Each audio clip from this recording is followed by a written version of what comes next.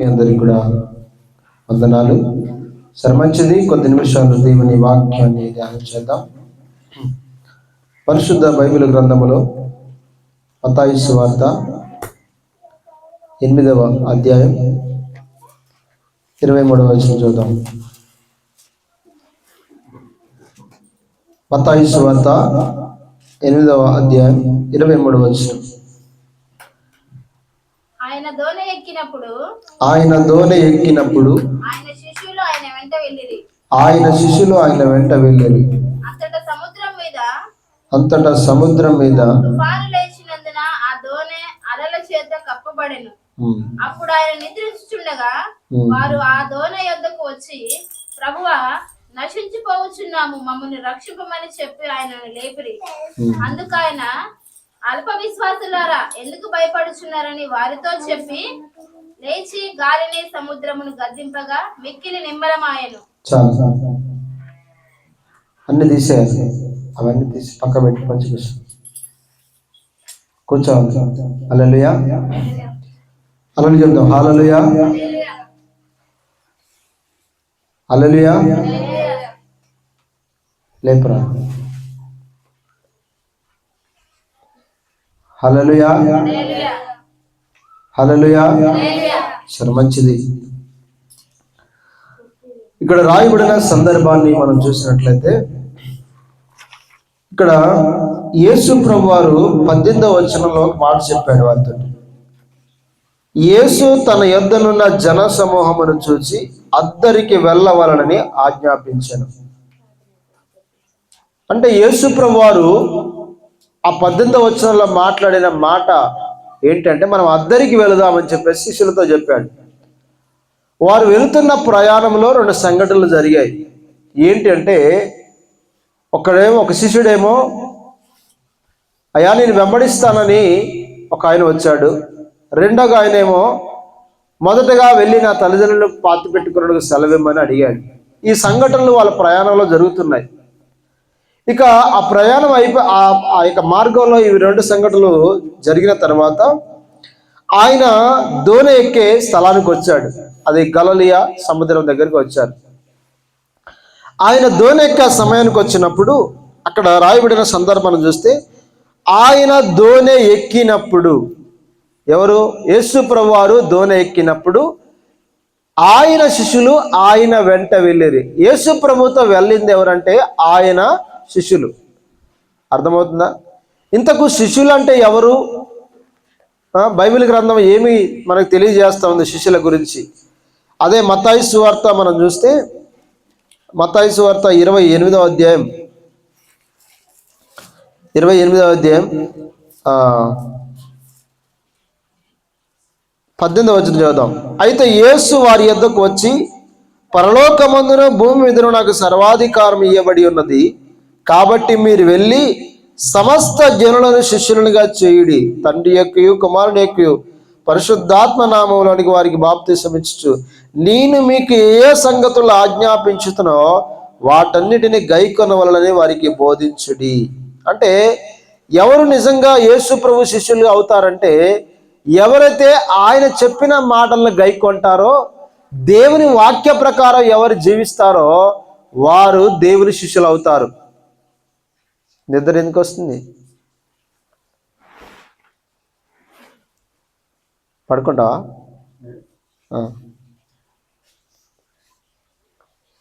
విందాం. ఈరోజు మనం అందరం కూడా ఆయన శిష్యులుగా మార్చబడాలి. చిన్న పెద్ద తేడా ఏమీ లేదు. మనం అందరం కూడా దేవుని దృష్టిలో దేవుని పిల్లలమే. కాబట్టి మనం అందరం ఆయన శిష్యులుగా మారాలి అంటే, దేవుడు ఏ సంగతులు మనకు ఆజ్ఞాపించాడో వాటిని గైకొనినప్పుడు మనం యేసు ప్రభు శిష్యులుగా మారతాం. కాబట్టి ఇప్పుడు అందరూ ఆయనతో వెళ్ళలేదు, అందరూ ఆయనతో కూడా ప్రయాణం చేయలేదు. ఎవరు మాత్రమే వెళ్ళారంటే ఆయన శిష్యులని పర్టికులర్గా అక్కడ వాక్యం మనకు చెప్తా ఉంది. ఈరోజు ఎవరు నిజంగా యేసుని వెంబడించగలరు? యేసు మార్గంలో అంతవరకు ఎవరు ఉంటారంటే ఆయన శిష్యులు మాత్రమే ఉంటారు. ఇక ఆయన శిష్యులు అంటే శ్రమ అయినా, కష్టమైన, ఇరుకైనా, ఇబ్బంది అయినా అన్నిటికీ మనం చెప్పుకున్నాం కదా, తను తాను ఉపేక్షించుకొని తను తాను రిక్తునిగా చేసుకున్న యేసు ప్రభువుని వెంబడించాలంటే మనము కూడా ఏం చేయాలి? లోకంలో అందరినీ ఏం చేయాలి? అవసరమైతే రక్షణ నిమిత్తం వదిలిపెట్టవలసిన పరిస్థితి వస్తుంది. అట్లని చెప్పేసి వదిలిపెట్టడం కాదు, కానీ అంటే రక్షణ విషయంలో మనం ఈ లోకంలో అనేక రకాల శ్రమలు కష్టాలకు కూడా మనం ఏం చేయాలట? ఎదుర్కొని నిలబడగలగాలి. అంటే ఈరోజు ఆయన శిష్యులు అంటే మనం ఆయన శిష్యులుగా మార్చబడాలంటే అన్నింటికి సిద్ధమైపోయి ఉన్నప్పుడు మాత్రమే. రెండవదిగా ప్రాముఖ్యంగా ఆయన వాక్య ప్రకారం జీవించినప్పుడు మాత్రమే ఆయనని వెంబడించగలం. ఈరోజు ఆయన శిష్యులుగా మనం ఎంచబడాలి అంటే ఖచ్చితంగా ఇలాంటి లక్షణాలు మన జీవితంలో ఉండాలి. ఇప్పుడు ఆయన వెంట వెళ్ళారట. ఎవరు వెంట వెళ్ళారు? యేసు ప్రభు వెంట వెళ్ళారు. ఈరోజు ఎంతమంది యేసు ప్రభు వెంట నడుస్తూ ఉన్నారు? ఈరోజు ఎంతమంది యేసు ప్రభు దగ్గరికి పరిగెత్తుకుంటూ వస్తున్నారు? ఈరోజు ఆరాధన, ఒక ఫెలోషిప్, ఒక సాహసం అనగానే ఎంతమంది ఆసక్తితో ప్రభు మందిరాలకు పరిగెడుతున్నారు? కనీసం ఈరోజు దేవుని దగ్గరికి వెళ్ళాలి, దేవుని సన్నిధిని అనుభవించాలి, దేవుని మాటలు వినాలి, ఆ మాటల ప్రకారం జీవించాలన్న ఆశ, తృష్ణ ఈరోజు మనుషుల్లో లేదు. కాబట్టి అందరూ కూడా ఆయనను వెంబడించలేరు. అందరూ కూడా ఆయనను ఏం చేయలేరు? ఒకడు అన్నాడు, తండ్రి నువ్వు ఎక్కడికి వెళ్ళినా, బోధకుడు నువ్వు ఎక్కడికి వెళ్ళినా అక్కడికి వస్తానన్నాడు. కానీ నక్కలకి ఏమున్నాయంట? బొరియలు ఉన్నాయి, ఆకాశ పక్షులకి గూళ్ళు ఉన్నాయి, కానీ మనుష్య కుమారుని తలవాల్చుకోటకు కనీసం స్థలం కూడా లేదట. అంటే ఈ రోజుల్లో మనం గమనిస్తే ప్రియదేని బిడ్డారా, స్థలము లేని పరిస్థితులు కూడా మన జీవితంలో రావచ్చు. అన్నీ కోల్పోయిన పరిస్థితులు కూడా మన జీవితంలో రావచ్చు. కానీ అట్లాంటి సిచ్యువేషన్కి మనం ఎప్పుడైతే ఇష్టపడతామో అవన్నిటి తట్టుకొని నిలబడగలగాలంటే ఖచ్చితంగా మనం ఆయన శిష్యులుగా మార్చబడాలంటే ఖచ్చితంగా ఇవన్నిటి తట్టుకోవాలి. అందుకోసమే ఆయన వెంట వెళ్ళాలి. ఎవరి వెంట వెళ్ళాలి? మనం అందరం యేసు మార్గంలో నడవాలి. యేసు మార్గంలో నడిచేవారు ఎవరంటే ఆశీర్వాదములకు వచ్చేవారు, ఏదో అప్పుడప్పుడు మందిరానికి వెళ్ళేవారు, లేదా ఏదో మొక్కుబడి కొరకు, లేకపోతే ఇంకా దేని కొరకు దాని కొరకు వెళ్ళేవారు ఖచ్చితంగా ఆయన రాజ్యానికి పాత్రులు గారు. ఆయన వెళ్ళే మార్గంలో లేకపోతే ఆయన వెళ్ళే స్థలానికి కూడా ఎవరు వెళ్ళలేరు. అర్థమవుతుందా? ఇప్పుడు ఆయన శిష్యులు ఆయన వెంట వెళ్ళారు. అయితే ప్రియదేని బిడ్డలారా గమనించండి, ఈరోజు మనం క్రీస్తును నమ్ముకున్న మనం అందరం కూడా ఆయన శిష్యులుగా మార్చబడాలని దేవుని ఆశ. ఆయన శిష్యులుగా మార్చబడాలి అంటే, ఆయన శిష్యులుగా మార్చబడడం అంటే అర్థం ఏంటి? ఆయన ఏవే సంగతులు మనకు బోధించాడో వాటి ప్రకారం జీవించడానికి ఇష్టపడుతూ ఆయన మార్గంలో నడుస్తున్న వారందరూ కూడా ఖచ్చితంగా ఆయన శిష్యులు. అయితే గమనించండి, ఈరోజు మనం అందరం కూడా ఆ రోజు వారు ఆయన శిష్యులుగా ఎంచబడ్డారు. ఈరోజు మనం అందరం ఆయన బిడ్డలుగా ఎంచబడి రక్షించబడిన కోవలో ఉన్నాం. అయితే ఇప్పుడు యేసుని వెంబడిస్తున్నప్పుడు ఎలాంటి పరిస్థితులు మనకు ఎదురవుతుంటాయి? యేసుని వెంబడిస్తున్న తరుణంలో కొన్నిసార్లు ఏం జరగవచ్చు అంటే, కొన్నిసార్లు పరిస్థితులన్నీ కూడా తారుమారు కావచ్చు. ఇక్కడ జరిగిన సంఘటన మనం చూస్తే, యేసు ప్రభు దోణి ఎక్కాడు, ఆయన శిష్యులు ఆయనతో వెళ్తున్న సందర్భాల్లో, అనుకోని సందర్భాల్లో వాళ్ళు ఊహించలేదు. వినండి, వాళ్ళు ఊహించలేదు. అంటే సముద్రంపై ఎంత భయంకరంగా తుఫాను లేకపోతే గాలి వీస్తూ అలలు కొడతాయని వాళ్ళు అనుకోలేదు. కానీ అనుకోని సందర్భంలో అంతటా సముద్రం మీద తుఫాను లేచినందున ఆ దోణి అలల చేత కప్పబడెను. ఏం చేయబడిందట? ఇంకా దీని గురించి వివరణ మార్కు సువార్తలో ఇంకా మనకు క్లారిటీగా ఉంటుంది. చూడండి ఒకసారి మార్కు సువార్త 4వ అధ్యాయం 32వ వచనం చూద్దాం. మార్కు సువార్త 4వ అధ్యాయం 32వ వచనం. ఆ దినమే 35వ వచనం. ఆ దినమే సాయంకాలం అయినప్పుడు ఆయన అద్దరికి పోగుదామని వారితో చెప్పగా, వారు జనులను పంపివేసి ఆయనను ఉన్న పాటున చిన్న దోణిలో తీసుకొని పోయిరి.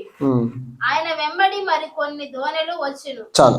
ఇక్కడ చూడండి, మన ఇక్కడ మార్కు సువార్తలో ఇంకో మంచి క్లారిటీగా మనకు సందర్భం రాయబడింది. ఎప్పుడు బయలుదేరారు వాళ్ళు? ప్రయాణమై ఓడ ప్రయాణం ఎప్పుడు చేస్తున్నారంటే సాయంకాలం. అద్దరికి పోవాలంటే ఇప్పుడు వాళ్ళు ఎప్పుడు ఏ డేలో వాళ్ళు ఏ టైంలో వాళ్ళు ప్రయాణం చేయాలి?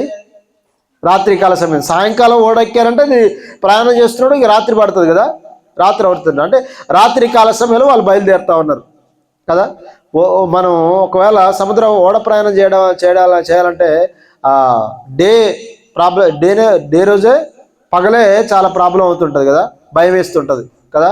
పట్టపగలే ఒకవేళ మనం ఓడెక్కి సముద్రంలో వెళ్తున్నప్పుడు ఆ అలలకి లేకపోతే ఆ గాలికి భయంకరమైన ఏం జరుగుతుందంటే భయం అనేది మన జీవితంలో కలుగుతుంటుంది. మరి రాత్రి కాల సమయంలో వాళ్ళు ప్రయాణం చేస్తూ ఉన్నారు, అర్థమవుతుందా? ఓడ ఎక్కారు, ప్రయాణం చేస్తున్నారు. ఇక్కడ ఇంకొక మాట చెప్తున్నాడు ఏంటంటే, వారు జనులను పంపివేసి ఆయనను చిన్న దోణిలో తీసుకొని పోయారట. ఎక్కడ తీసుకుపోయారని? చిన్న దోణిలో తీసుకుని వెళ్ళారు. అంటే యేసు ప్రభుని ఒక చిన్న దోణిలో తీసుకెళ్ళాడు. ఇక్కడ చాలా ఆత్మీయ పాఠాలు ఉన్నాయి. ఇప్పుడు మనం ధ్యానించడానికి సమయం వల్ల పడదు, కానీ కొన్ని క్లుప్తంగా మనం ధ్యానించుకుంటూ వెళ్దాం. చిన్న దోణి అనగా మనం అర్థం చేసుకోవాలంటే మన ఆధ్యాత్మిక జీవితానికి అన్వయించుకోవడానికి చిన్న దోణి అంటే లేకపోతే ఈరోజు యేసు ప్రభుని ఎవరు అంగీకరిస్తున్నారు? ఎక్కువగా యేసు ప్రభు దగ్గరికి ఎవరు వస్తున్నారంటే, మనం ఎక్కువగా చూస్తున్నట్లయితే స్త్రీలు, లేకపోతే బీదవారు, ఏమీ లేని స్థితిలో ఉన్నవారు మాత్రమే యేసుక్రీస్తుని అంగీకరిస్తున్నారు కదా. డబ్బు, ధనం, లేకపోతే ఐశ్వర్యం, లేకపోతే పేరు ప్రఖ్యాతులు, లేకపోతే టాలెంట్స్, నాలెడ్జ్ ఉన్న వారందరూ కూడా ప్రభు దగ్గరికి రావడానికి ఇష్టపడతలేదు. ఇక చిన్న దోణి అంటే మనం పోల్చుకోవచ్చు ఏంటంటే బలహీనులు అనుకోవచ్చు. లేకపోతే ఈరోజు మన జీవితంలో బలహీనులైన వారు ఎక్కువగా రక్షించబడుతున్నారు. ఇప్పుడు బలహీనుల జీవితాల్లో యేసు ప్రభు వారు ఉంటాడు కదా. ఒక మాట బైబిల్లో రాయబడింది ఏంటంటే, దేవుడు కలిగిన ప్రజలు ధన్యులు అంట, బీదలైన మీరు ధన్యులు. బీదలైన మీరు అంటే, బీదలు ఎందుకు ధన్యులు అంటే యేసు ప్రభుని కలిగి ఉన్నందుకు ధన్యులు. డబ్బు ఉన్నందుకు, ధనం ఉన్నందుకు, ఐశ్వర్యం ఉన్నందుకు, ఏదో పేరు ప్రఖ్యాతులు ఉన్నందుకు, ఉద్యోగాలు ఉన్నందుకు, వ్యాపారాలు ఉన్నందుకు కాదు, కానీ యేసు ప్రభుని కలిగి ఉన్నందుకే ధన్యులు. కాబట్టి ఈ లోకంలో శ్రేష్టమైనది ఏంటంటే యేసు ప్రభుని కలిగి ఉండడమే. ఇప్పుడు ఆ చిన్న దోణి అనుకోండి, మనమే అనుకుందాం. ఇప్పుడు యేసు ప్రభు మన దోణిలో ఉన్నాడు, లేకపోతే అక్కడ వారి దోణిలో ఉన్నాడు. ఇప్పుడు ప్రయాణం చేస్తున్నారు. యేసు ప్రభు ఉన్న దోణి ఒకటి ఉంది, చిన్న దోణి. ఆయన ఎమ్మడి మరికొన్ని దోణులు ప్రయాణం చేస్తున్నాయి. మరికొన్ని దోణులు ప్రయాణం చేస్తున్నాయి. ఇప్పుడు గమనించండి, యేసు ప్రభు దోణి ఒకటి ఉంది, యేసు ప్రభు లేని దోణులు కూడా కొన్ని ఉన్నాయి కదా. ఇప్పుడు గమనించండి, శ్రమ, కష్టము, ఇబ్బంది ఏ దోణికి ఎక్కువ వస్తుంది? యేసు ప్రభు ఉన్న దోణులకు కష్టం వస్తుందా? యేసు ప్రభు లేని దోణులకు కష్టం వస్తుందా? కష్టాలు వస్తాయా? అంటే మనం సమాజపరంగా ఆలోచిస్తే దేనికి ఎక్కువ కష్టాలు వస్తాయి? అంటే యేసు ప్రభు లేని దోణులకే ఎక్కువ వస్తాయి అనుకుంటాం. ఎందుకంటే ఇక్కడ దేవుడు ఉన్నాడు కాబట్టి ఇక్కడ వాళ్ళకి ఏం కలిగిన వాళ్ళు చూసుకుంటారు. కాబట్టి అలాంటి వారికి, దేవుడు కలిగిన ప్రజలకి ఏ శ్రమలు రావనుకుంటాం. ఎందుకంటే వాళ్ళు దేవుడు కలిగి లేరు కాబట్టి వాళ్ళకి శ్రమలు వస్తాయి అనుకుంటాం. కానీ ఇక్కడ మనం గమనించాలి ప్రియమైన బిడ్డలారా, యేసు ప్రభు ఉన్న దోణికి ఏం జరిగిందో, యేసు ప్రభు లేని దోణులకి ఏం జరిగిందో అక్కడ చూద్దాం. 37వ వచనం మార్క్స్ వార్త.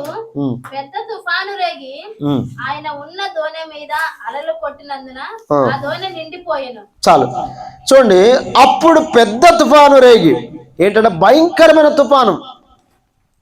వాళ్ళు ప్రయాణం చేస్తున్నారు. ఆ ప్రయాణంలో సడన్ గా అనుకోకుండా ఒక పెద్ద తుఫాను రేగి ఏం జరిగిందంట, ఆయన ఉన్న దోణి మీద అలలు కొట్టబడినంత దోణి నిండిపోయెను. ఏం జరిగిందంట, యేసు ప్రభు వారు ఉన్న దోణి మీద అలలు కొట్టబడినందున, అంటే నీళ్ళు లేస్తాయి కదండి, ఆ అలలకి ఏమైపోయిందంటే నీళ్ళన్నీ ఏమైపోయి ఆ దోణిలోకి వచ్చేసి ఆ దోణి అంతా నిండిపోయిందంట. ఇప్పుడు చెప్పాలి, అర్థమవుతుందా? ఎవరి ఉన్న దోణి మీదకి అలలు వచ్చాయి?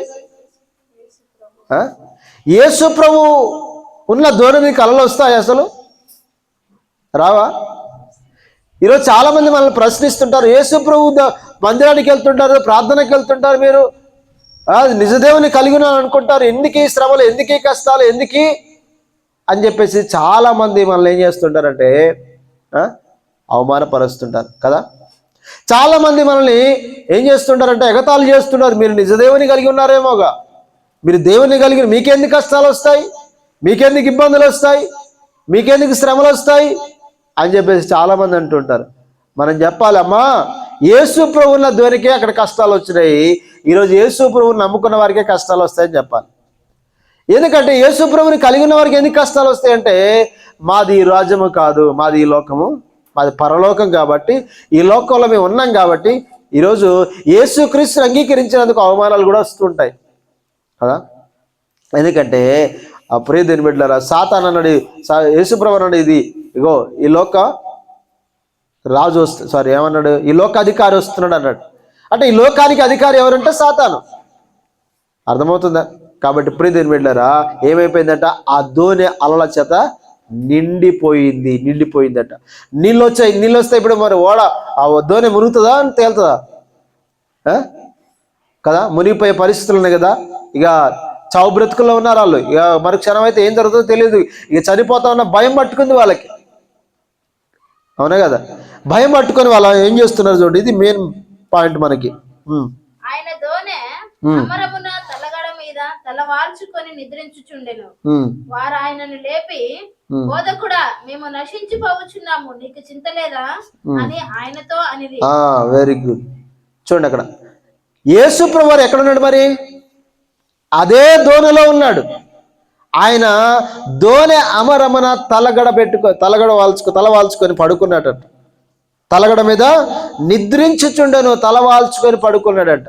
అంటే యేసు ప్రభువు వారు వారితోనే ఉన్నాడు, వారి దోణిలో ఉన్నాడు. ఆ సముద్రం వచ్చిన సంగతి ఆయన తెలుసు, అలలు కొట్టిన సంగతి తెలుసు, అన్నీ తెలుసు. ఆయన పడుకొని ఉన్నాడు. ఇప్పుడు శిష్యులు టెన్షన్ పడుతున్నారు, భయపడుతున్నారు, పరిగెత్తారు. బోధకుడా, మేము నశించిపోతున్నాం, నీకు చింత లేదా అని అంటున్నారు. హల్లెలూయా. యేసు ప్రభువు ఎక్కడో లేడండి, వారి పక్కనే ఉన్నాడు. కాబట్టి ప్రియ దేవుని బిడ్డలారా, గమనించండి. ఈరోజు చాలామంది క్రైస్తవులు లేకపోతే దేవుని బిడ్డలు చేస్తున్న పొరపాటు ఏంటంటే యేసు ప్రభువుని కలిగి ఉన్న మనము, యేసు ప్రభు మనతో ఉన్నాడని అనుకుంటున్న మనం, రక్షించబడిన మనం కూడా ఈరోజు ఒక కష్టం వచ్చినా, శ్రమలు వచ్చినప్పుడు వెంటనే తొందరపడి భయపడిపోయి ఏం చేస్తున్నామంటే యేసు ప్రభువుని ప్రశ్నిస్తున్నాం. వీళ్ళు తప్పు చేస్తున్నారు. ఒక భయంకరమైన మాట పలుకుతుంది, మీరు నశించిపోతున్నా, నీకు చింత లేదు అంటున్నారు. ఎంత ఘోరమైన మాట! అంటే ఆ తొందరపాటులో, ఆ భయంలో ఏం చేస్తున్నారంటే దేవుని ఆశ్రయించకుండా, దేవుని సన్నిధిలో ప్రార్థించకుండా ఏం చేస్తున్నారంటే ప్రశ్నిస్తున్నారు. మీరు నశించిపోతే నీకు చింత లేదా, అలా పడుకున్నామని చెప్పేసి యేసు ప్రభువుని అంటున్నారు. వాళ్ళు విశ్వాసం ఉంచాలి. యేసు ప్రభువు మన పక్కనే ఉన్నాడు, మనకేం కాదు, మనకు అని చెప్పేసి ధైర్యం తెచ్చుకోవాలి. వాళ్ళు ఒకరినొకరు బలపరచుకోవాల్సింది పోయి కంగారు పడేసి ఏం చేస్తున్నారంటే అనకూడని మాటలు అంటూ ఉన్నారు, పలకకూడని మాటలు పలుకుతున్నారు, దేవునికి వ్యతిరేకంగా పాపం చేస్తున్నారు. మరి ఎందుకు ఇంత తొందరపడుతున్నారు అంటే, వాళ్ళు ఎందుకు ఇంత తొందరపడుతున్నారు అంటే యేసు ప్రభువు చెప్పిన మాటను మర్చిపోయారట. ఏం మాటను మర్చిపోయారు? యేసు ప్రభువు అన్నాడు, మనం అద్దరికి వెళ్దామన్నాడు ఆయన. అంటే అర్థం ఏంటి అంటే, ఇదిగో అద్దరికి వెళ్దామంటే మనం అందరం వెళ్తాం, మనం అందరం చేరుకుంటామని చెప్పాడు ఆయన. అంటే ఆయన ఒక మాట ఇస్తే ఖచ్చితంగా అది నెరవేరుస్తాడు ఆయన కదా. ఆయన మాటలో ఆ వెళ్దామంటే అర్థం ఆల్రెడీ అయిపోయింది. అంటే దేవుడు ఏ విధంగా చేరుస్తాడు ఆయన. కానీ ఈరోజు చాలామంది ఆయన మాటని నమ్మట్లేదు. ఈరోజు అబ్రహాముతో వాగ్దానం చేశాడు, అబ్రహామా, ఇదిగో నీకు కుమారుని ఇస్తానని వాగ్దానం చేశాడు. కానీ అబ్రహాముకి 75 సంవత్సరాల వయసులో వాగ్దానం చేస్తే 100 సంవత్సరాలప్పుడు కుమారుడు ఇచ్చాడు. మరి 25 సంవత్సరాల కాలంలో అబ్రహాముకి అవమానాలు రాలేదా? అబ్రహాముకి డౌట్ రాలేదా? అబ్రహాము సందేహించలేదంటారా? ఎంతోమంది అనొచ్చు కదా, అబ్రహామా నీకు ఎప్పుడో పిల్లలు ఇస్తానని ఇంకా ఇవ్వలేదు, ఇంకెందుకైనా ఆ దేవుని నమ్ముకుంటావని అని ఉండలేదా? ఎంతమంది అన్నారు. కానీ అబ్రహాం ఒక విశ్వాసం చూడండి. రోమీలకు రాసిన పత్రికలో ఒక మంచి మాటలు అంటూ ఉంటాడు ఆయన. రోమీలకు రాసిన పత్రిక 4వ అధ్యాయం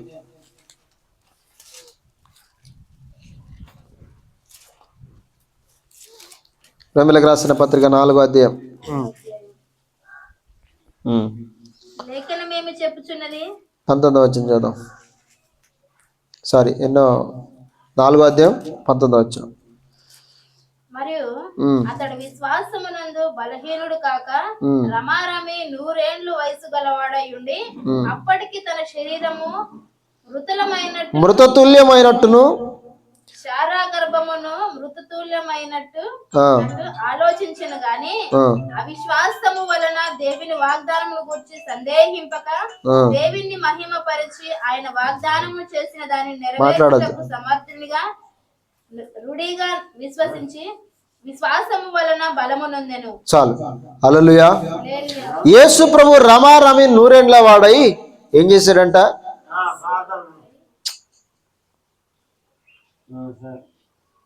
రమారమి 100 ఏండ్ల వాడై ఉండి అప్పటికే తన శరీరము మృతతుల్యమైనట్టు, తన శారా గర్భం కూడా మృతతుల్యమైనట్టు ఆలోచించాడు. అంటే 100 సంవత్సరాలు పిల్లలు పడతాయి అనుకుంటారు ఎవరన్నా? ఎందుకంటే వాళ్ళ శరీరాలు జీవం లేవు, ఇక మృతతుల్యం అయిపోయినట్టుగా కనబడుతున్నాయి అని ఆలోచించాడు. అంటే వాళ్ళ గురించి ఆలోచించుకున్నాడు. కానీ ఇదిగో మేము పిల్లలు కనలేమో అనుకున్నారు. కానీ ఇక్కడ చూస్తే అవిశ్వాసం వలన దేవుని వాగ్దానం గురించి సందేహించలేదట అబ్రహాం మాత్రం దేవుని విషయంలో మాత్రం సందేహం రాలేదు. మా శరీరాలు మృతతుల్యం అయిపోయినప్పుడు కూడా దేవుడు మాత్రం సర్వశక్తిమంతుడు, ఆయన ఖచ్చితంగా ఇస్తానంటే ఇస్తాడని చెప్పేసి నమ్మాడట. హల్లెలూయా. ఈరోజు మనం నమ్ముచున్నామా? నమ్ముట నీ వల్లైతే నమ్మవానికి సమర్థం సాధ్యం అన్నాడు. చూడగలడు, దేవుని మహిమపరిచి ఆయన వాగ్దానం చేసిన దానిని నెరవేర్చుటకు సమర్థుడని రూఢిగా విశ్వసించి విశ్వాసం వలన బలం పొందాడట. హల్లెలూయా. దేవుడు ఎవరంట? వాగ్దానం చేసిన దాన్ని నెరవేర్చుటకు సమర్థుడు. కాబట్టి యేసు ప్రభు అక్కడ అన్నాడు, మనం అద్దరికి వెళ్దాం అన్నాడు. ఆ మాట మర్చిపోయారు. అంటే దేవుడు మాట ఇచ్చాడు, ఖచ్చితంగా అక్కడ తీసుకెళ్తాడన్న సంగతి వాళ్ళు మర్చిపోయారా లేదా? మరి ఒకవేళ గుర్తుంటే కనుక, లేదు దేవుడు చెప్పాడు కదా మనం అక్కడికి చేరుకుంటాం, ఏ తుఫాను వల్ల ఏం చేయలేమా అని ధైర్యంగా ఉండగలరు. కానీ ఆ మాట మర్చిపోయారు. హల్లెలూయా. ఇంకో రెండవది మనం చూస్తే అక్కడనే అంటాడు, యేసు ప్రభువు ఎక్కడున్నాడండి? చిన్న దోణిలో ఉన్నాడు. ఎక్కడ ఉన్నాడు? వారితోనే ఉన్నాడు కదా, అవునా? ఇప్పుడు వారికన్నా కనీసం గుర్తు రావాలి, యేసు ప్రభువు ఆయన పక్కనే ఉన్నాడు, సర్వ సృష్టికర్త, ఆయన దేవుడు కాబట్టి, ఆయన ఏదైనా చేయగల సమర్థుడు కాబట్టి ఆయన మన పక్కన, మనం ఎందుకు భయపడాలి? అనుకున్నారా? హల్లెలూయా. అంటే యేసు ప్రభు మనతోనే ఉన్నాడు అనే ధైర్యం వారికి లేదు. అని చెప్పాడు ఏంటంటే మత్తయి సువార్తలో, ఇదిగో యుగ సమాప్తి వరకు సదాకాలం మీతో కూడా ఉన్నాడు. అంటే ఈ సదాకాలం మీతో కూడా ఉంటానన్నాడు ఆయన. యేసు ప్రభు మనతో ఉంటే ఏం జరుగుతుందండి? ఏదైనా జరుగుతుంది, ఏదైనా చేస్తాడు దేవుడు కదా. ఈరోజు మనతో లేడు కనుకనే మనం కంగారు పడుతున్నాం కదా. లేడు అనుకొని కంగారు పడి ఈరోజు ఇష్టం వచ్చిన పాపాలు చేస్తున్నాడు. యేసు ప్రభు అక్కడ ఉన్నాడు, నిద్రపోతున్నాడు. యేసు ప్రభుతో మాట్లాడితే తెలిసి ఉండదు కదా. ఈరోజు యేసు ప్రభుతో మాట్లాడేవారు ఎంతమంది ఉన్నారు? ఎప్పుడు ప్రార్థన చేస్తున్నారు? వీళ్ళు చెప్పండి, ఎప్పుడు మొత్తుకుంటున్నారు చెప్పండి? సమస్య ఎక్కువైనప్పుడు మొత్తుకుంటున్నారు కదా. మరి సమస్య లేనప్పుడు యేసు ప్రభు పడుకోకుండా ఉండి ఆయనతో మాట్లాడితే, సంభాషిస్తే ఆయన ఇంకా అనేకమైన విషయాలు చెప్తాడు కదా. యేసు ప్రభు వారు ఆయన దేవుడు అనేకమైన విషయాలు చెప్తాడు కాబట్టి ఆయనతో మాట్లాడుకునే ఆ భాగ్యాన్ని ఎందుకు పోగొట్టుకున్నారు కనుకనే, యేసు ప్రభు సహవాసం లేదు కనుకనే శ్రమ వారికి ఎదురైంది. ఈరోజు మన జీవితంలో చాలా మంది ప్రార్థనా జీవితాన్ని కోల్పోతున్నారు. మోకరించి యేసుతో మాట్లాడే అనుభవాలు లేవు. సమస్య వచ్చినప్పుడు యేసయ్యా నువ్వు నన్ను స్వస్థపరచు అనే పరిస్థితిలో మనం ఉన్నాం. ఒకవేళ స్వస్థపరచకపోతే, దేవా మేము నశించిపోతే నీకు సిద్ధం లేదా, నీ బిడ్డలం కదా అని చెప్పేసి అడిగే పరిస్థితులు కూడా రాబోతున్నాయి. కాబట్టి ప్రియదేని బిడ్డలారా, దేవుడు చెప్పాడు నేను మీతో కూడా ఉన్నాను అని చెప్తున్నాడు. ఈరోజు యేసు ప్రభుతో ఉండే సహవాసాన్ని కోల్పోతున్నారు. హల్లెలూయా. ఇక ఆయన ఏం చేశాడు ఒకసారి మాట చూద్దాం. అందుకు ఆయన లేచి గాలిని గద్దించి నిశ్శబ్దమై ఊరుకుండమని సముద్రముతో చెప్పగా గాలి అణిగి మిక్కిలి నిమ్మలమాయెను. చాలు. అందుకు ఆయన లేచి ఏం చేశాడట? గాలిని గద్దించి నిశ్శబ్దమై ఊరుకుండమని సముద్రము చెప్పగా గాలి అణిగి మిక్కిలి నిమ్మలమాయెను. హల్లెలూయా. ఏం చేశాడు యేసు ప్రభువు వారు? వెంటనే లేచాడు. లేచిన తర్వాత సముద్రాన్ని గద్దించాడట, గాలిని గద్దించాడట. ఆ వెంటనే ఒక్కసారిగా నిమ్మలైపోయినాయి. అప్పటి వరకు ఎగిసి పడుతున్న కెరటాలు, అప్పటి వరకు ఎగిసి పడుతున్న అవన్నీ కూడా ఒక్కసారిగా సైలెంట్ అయిపోయాడు. అంటే దేవుని మాటకి సృష్టి అంతా భయపడుతుంది. ఈరోజు మనుషుడే భయపడతలేదు, ఈరోజు మానవుడే భయపడతలేదు, క్రైస్తవుడే అనుకుంటున్న వ్యక్తి భయపడతలేదు ఈరోజు దేవునికి, కానీ సృష్టి భయపడుతుంది. హల్లెలూయా. సముద్రాలు సైతం భయపడుతున్నాయి ఆయనకి, అలలు సైతం ఒక్కసారిగా నిమ్మలైపోయి గాలి కూడా భయపడుతుంది ఆయనకి. ఈరోజు ఎవరు భయపడతలేదు దేవునికి? మనం భయపడతలేదు. అయ్యో ఈ తప్పు చేస్తే దేవుడు ఏమంటాడో అన్న భయం మనలో కలగట్లేదు కదా. ఎంత దౌర్భాగ్యం కదా. భయపడవలసిన మానవుడు ఏమో భయపడతలేదు, ప్రకృతి ఏమో దేవునికి భయపడుతుంది. ఆయన పోలికలు ఆయన స్వరూపంలో చేసి ఆయన కొరకు ఆ యొక్క మానవుని కొరకు ప్రాణం పెట్టిన ఆ దేవునికి మానవుడు ఈరోజు భయపడతలేదు, కానీ ఈరోజు సృష్టి ఆయనకు భయపడుతుంది. మన దేవుడు ఎంత గొప్ప దేవుడు అంటే, ఈ సృష్టి పైన అధికారము గల దేవుడు ఆయన. హల్లెలూయా. సృష్టిని శాసించగల దేవుడు మన దేవుడు. ఇక మీరు చూడండి, ఆయన అంటున్నాడు, అందుకు ఆయన మీరెందుకు భయపడుచున్నారు, మీరు ఇంకనూ నమ్మిక లేక ఉన్నారా? ఏమంటాడు? మత్తయి సువార్తలో అల్ప విశ్వాసులారా అంటాడు. మత్తయి సువార్తలో ఏమంటాడు? అల్ప విశ్వాసులారా ఎందుకు భయపడుచున్నారు? అవును కదా. ఎవరు భయపడతారు చెప్పండి? యేసునందు విశ్వాసం లేని వారు భయపడతారు. యేసును నమ్మని వారు భయపడతారు కదా. ఈరోజు వినండి, నా వైపు చూడండి. ఈరోజు మనం భయపడుతున్నామా మరి? ఈరోజు మనం యేసు ప్రభు పట్ల పరిపూర్ణమైన విశ్వాసం ఉంచుతున్నామా? పరిపూర్ణమైన నమ్మకం ఉంచుతున్నామా? లేకపోతే మనం కూడా ఆ శిష్యుల వలె అల్ప విశ్వాసులారని పేరు తెచ్చుకునే పరిస్థితిలో ఉన్నామా? హల్లెలూయా. కాబట్టి ప్రియ దేవుని బిడ్డలారా గమనించండి, ఇక్కడ మన దేవుడు సర్వశక్తిమంతుడిగా కనబడుతున్నాడు, వాళ్ళు అల్ప విశ్వాసులుగా కనబడుతున్నారు. ఈరోజు దేవుని కలిగి ఉన్నారు, దేవునితోనే ఉన్నారు, దేవుని ఓడలోనే ప్రయాణం చేస్తున్నారు. కానీ దేవుడు ఎలాంటి దేవుడో, ఆయన ఎంత శక్తిమంతుడో, ఆయన ఏం చేయగలడో, ఆయన ఎలాంటి దేవుడో కనీసం వాళ్ళు గ్రహించలేకపోయారు. ఈరోజు మనం కూడా ఒకవేళ గ్రహించలేని స్థితిలో ఉంటే మనం కూడా అల్ప విశ్వాసులంగా ఎంచబడుతూ ఉంటాం. మనం కూడా ఖచ్చితంగా ఇంకను ప్రభు అంటాడు, మీరు ఇంకను నమ్మిక లేక ఉన్నారని చెప్పేసి అనవలసిన పరిస్థితి. కాబట్టి దైవజనమా గమనించండి. ఈరోజు ఇంకొక మాట మనం చూస్తే, వారు మిక్కిలి భయపడి ఈయన ఎవరో గాలియో సముద్రము ఈయనకు లోబడుచున్నవని ఒకరితో ఒకరు చెప్పుకొనిరి. హల్లెలూయా. ఇంకా యేసు ప్రభు వారికి అర్థం కాలేదండి. శిష్యులకు అర్థమయ్యాడా? ఇంకా ఆయన ఎవరో, ఆయన శక్తి ఏంటో ఇంకానూ వారికి అర్థం కాలేదు. ఎందుకంటే ఎప్పుడైతే గాలి సముద్రం నిమ్మలం అయిపోయిందో ఇంకా భయపడారు. అరే ఈయన మాటకేంటి, గాలి సముద్రం ఒక్కసారి నిమ్మలం అయిపోయిందని చెప్పేసి ఈయన ఎవరో అని చెప్పేసి అంటూ ఉన్నారట. ఈరోజు మనం కూడా చాలాసార్లు యేసు ప్రభువుని ఎవరో అని చెప్పేసి అంటున్నాం కదా. యేసు ప్రభువుని దేవునిగా గుర్తిస్తే మనం భయపడం. యేసు ప్రభు మన ఆశ్రయంగా గుర్తిస్తే కనుక మనం శ్రమల్లో భయపడం. అర్థమవుతుందా? కాబట్టి ప్రియ దేవుని బిడ్డలారా దయచేసి ఈరోజు ఆ శిష్యుల వలె మనం కూడా ఉండకూడదు. ఎందుకు ఈ పాఠాన్ని దేవుడు మనం నేర్పిస్తున్నాడంటే, ఆ శిష్యులకి సముద్రంలో ప్రయాణం చేయడం కొత్త ఏమి కాదు. వాళ్ళు చేపలు పట్టేవారు, సముద్రంలో ఎన్నో రకాల చేపలు పడుతూ ఎన్నో రోజులు తిరిగిన వారు. వాళ్ళు సముద్రంలో వచ్చే అలలు తుఫాన్లు వారికి ఏమాత్రం కొత్త ఏమి కాదు. కానీ అయినప్పుడు కూడా కొన్నిసార్లు భయపడే సందర్భాలు వస్తాయి. ఈరోజు మనకు కూడా యేసు ప్రభువు కొత్త ఏం కాదేమో. యేసు ప్రభువు అంటే నాకు తెలుసు, నేను నమ్ముకున్నాను, నేను బాప్టిజం తీసుకున్నాను, యేసే మందిరానికి వెళ్తున్నాను, కానుకలు వేస్తున్నాను, నాకు అన్ని తెలుసు అనుకుంటున్నావేమో. కానీ కొన్ని సందర్భాలు వస్తాయి, భయపడే సందర్భాలు. అలాంటి సిచ్యువేషన్లో, అలాంటి పరిస్థితుల్లో ఖచ్చితంగా మనం ఎలా ఉండాలంటే పరిపూర్ణమైన విశ్వాసం గలవారుగా ఉండాలి. హల్లెలూయా. హల్లెలూయా. ఏంటిది? ఫస్ట్ ఏంటిది? వాగ్దానం చేసిన వాడు నమ్మదగినవాడు. రెండవది, ఆయన సదాకాలం మీతో కూడా దేవుడు మనతో ఉంటానన్నాడు ఆయన. మూడోది ఏంటి? మూడోది ఏంటంటే ఆయన సర్వశక్తిమంతుడు. ఒక మాట చేత సముద్రాన్ని గాలిని నిమ్మలపరిచాడు ఆయన. కాబట్టి ఈరోజు మనం అందరం కూడా 4 విషయాలు గుర్తుపెట్టుకోవాలి. ఆయన శిష్యులుగా ఉండాలి. ఆయన శిష్యులుగా ఉంటున్న తరంలో కొన్ని వాగ్దానాలు చేస్తున్నాడు, వాగ్దానం నమ్మాలి. వాగ్దానంతో పాటు దేవుడు మనకు సదాకాలం తోడుగా ఉంటున్నాడు. తర్వాత ఆయన సర్వశక్తిమంతుడు. ప్రతికూలమైన పరిస్థితులను కూడా దేవుడు మనకు అనుకూలంగా మార్చగలడు. కాబట్టి మన పరిపూర్ణమైన విశ్వాసం కలగారుగా ఉందాం. ఈ మాటలు దేవుడు దీవించును గాక. తల ఉంచుదాం, ప్రార్థన చేద్దాం. స్తోత్రం. హల్లెలూయా. హల్లెలూయా.